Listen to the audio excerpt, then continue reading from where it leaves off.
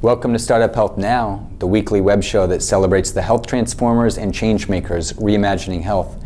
My name is Unity Stoakes, and today we have a very special guest, Mike Vennera, who is the Chief Information Officer of Independence Blue Cross. It is the duty of leaders to lead, of the creative to create, of the daring to do. The free world expects leadership of us. Its fate and our fate depends upon our leadership. We are industrious, inventive, restless, with the fires that burn within us. Well, I say that nothing is easy, and the best things are the hardest. And all our troubles, all our immense difficulties, now and in the future, can I say, be solved if we have the will, the courage. The future is to those who take. Well, Mike, it's great to be here with you. We're at the Accenture HealthTech Challenge today.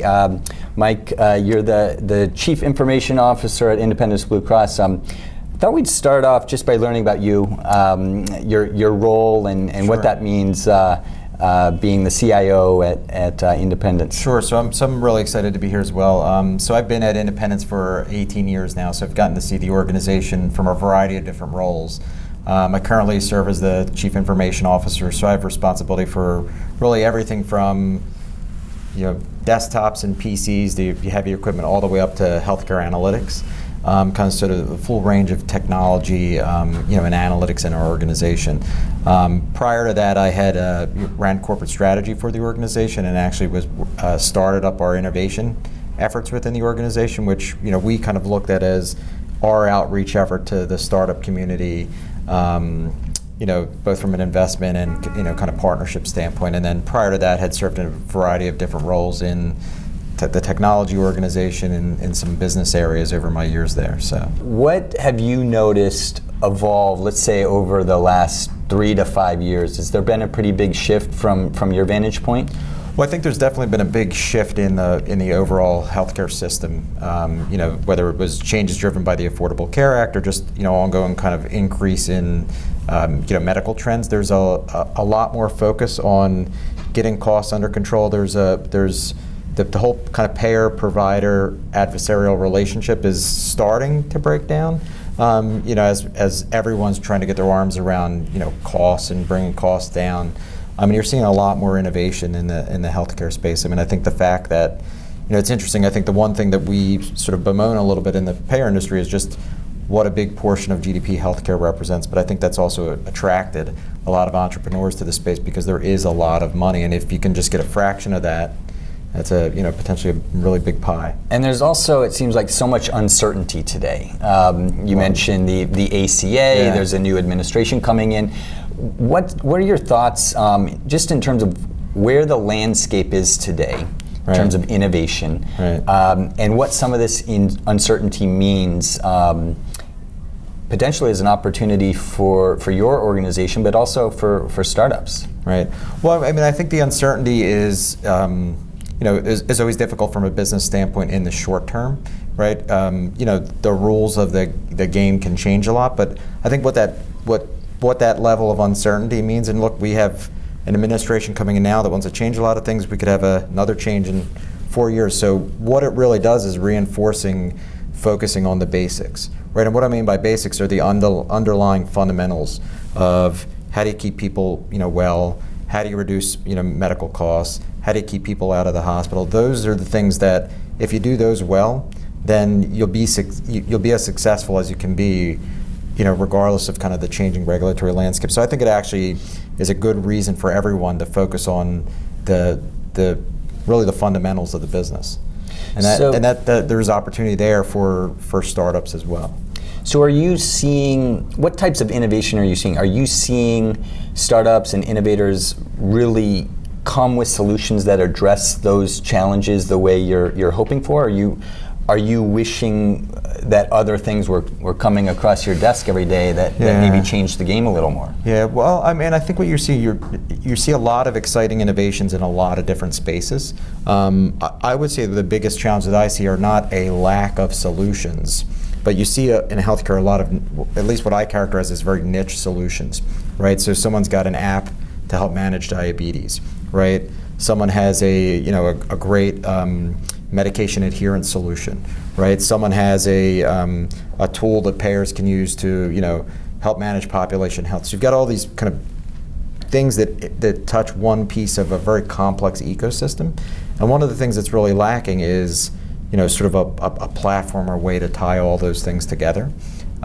Because really when you're, let's say, a payer, right, and then, you've got to deal with all of those problems. And all of those problems are part of the healthcare system. So one of the things that excites me and why I think we're interested in this space is I see a payer as potentially playing that role of kind of the platform of stitching together the different solutions, right? So the diabetes app and the medication adherence, solution, and these other innovations, we can be sort of the glue that helps stitch those all together to bring a solution, to actually change the market.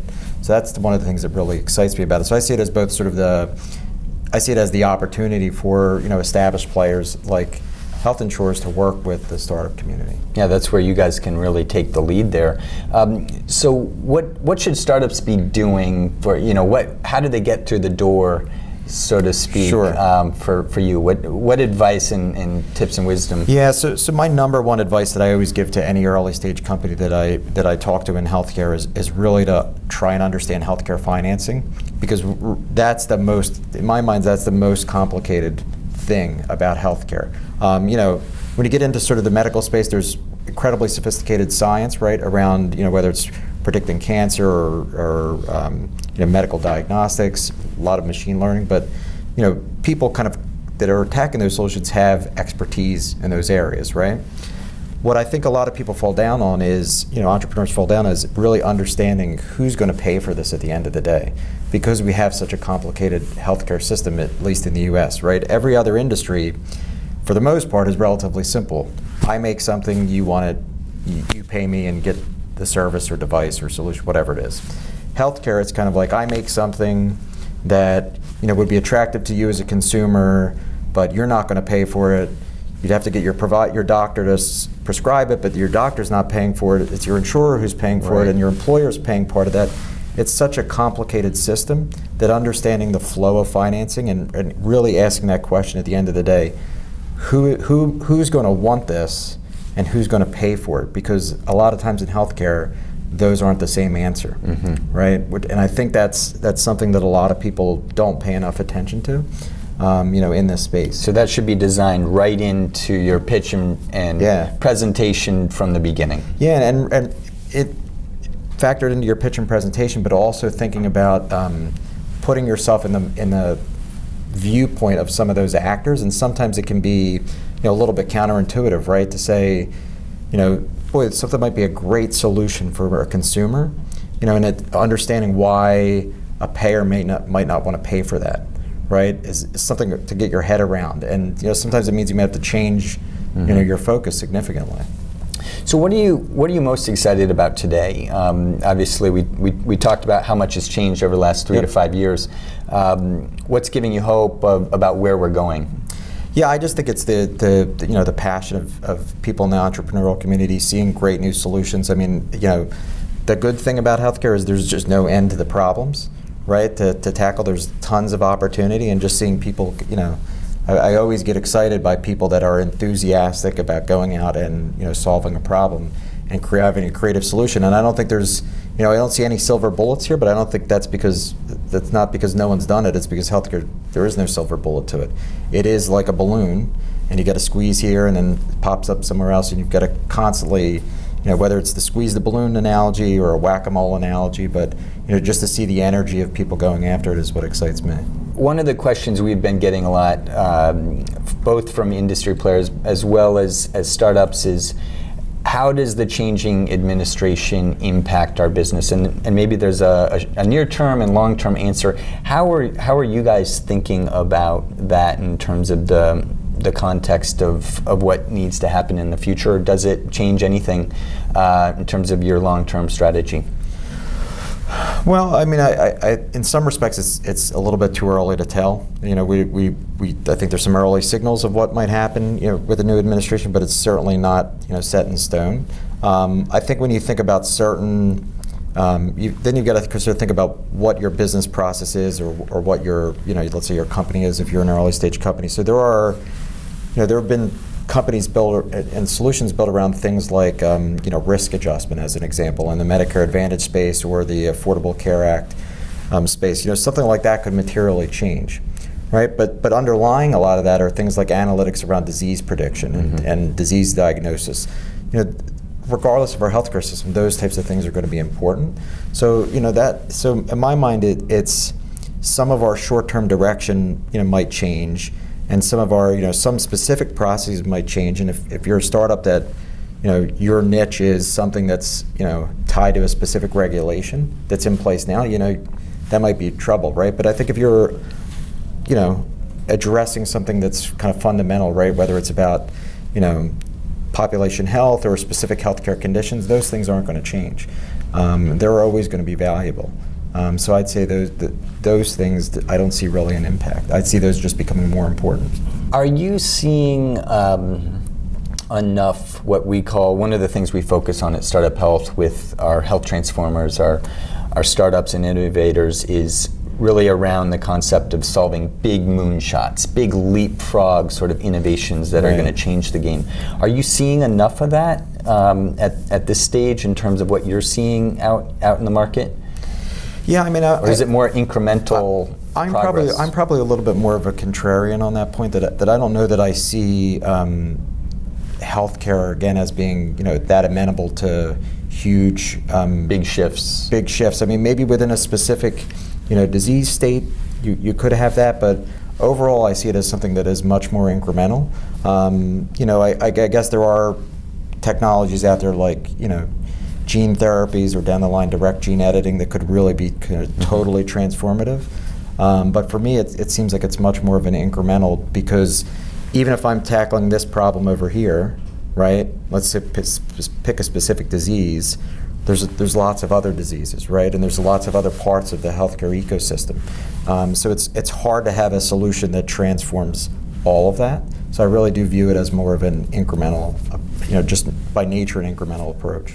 And how do you view the construct of external innovation?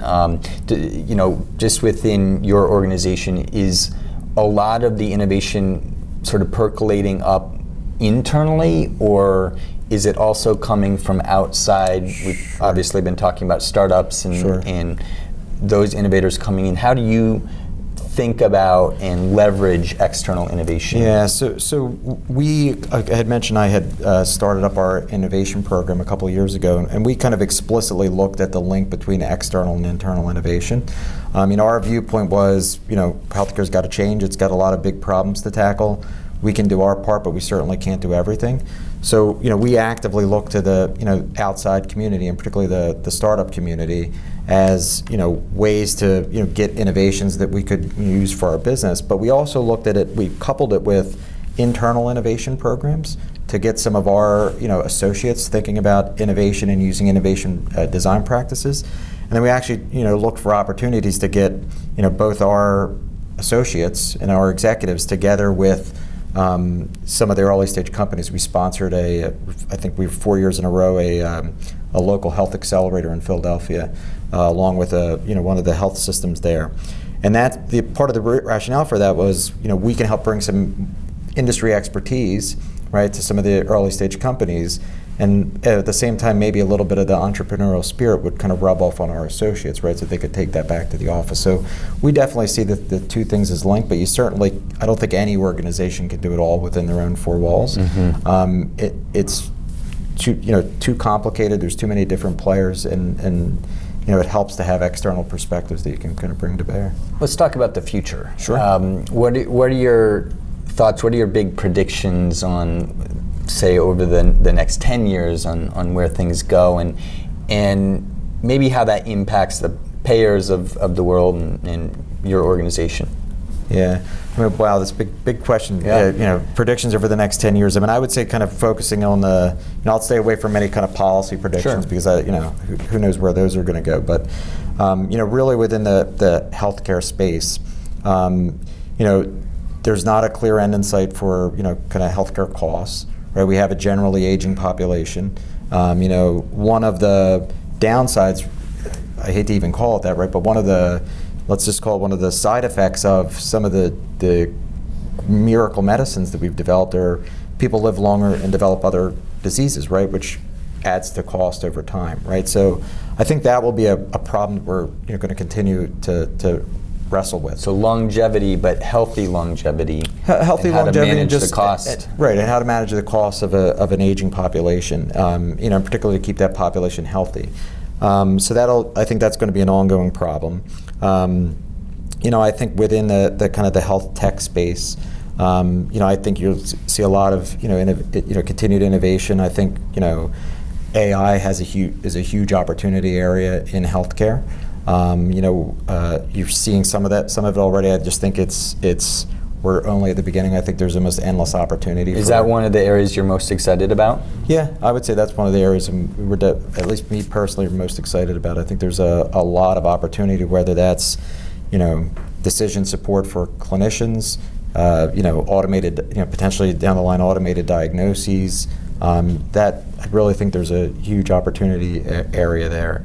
Those are some of the things, and then hopefully we've been talking about it for so long. Hopefully we'll get to the point of at least some type of interoperability between different healthcare information systems, whether it's a provider's electronic medical record system or a payer's kind of claims and administrative data repository. We've been talking about that for a long time. It's been really slow. How's that actually going to happen? I mean, everybody talks about interoperability. It seems like for years. I know the government spent billions of dollars, ended up with 5 different EHRs or however many there are. What needs to happen to really change the game there? Yeah, I mean, I almost think, I don't know that it's like a new entrant? Is it just new technology? Is it some new system? Is it a platform like you talked about that ends up bringing a lot of the pieces together?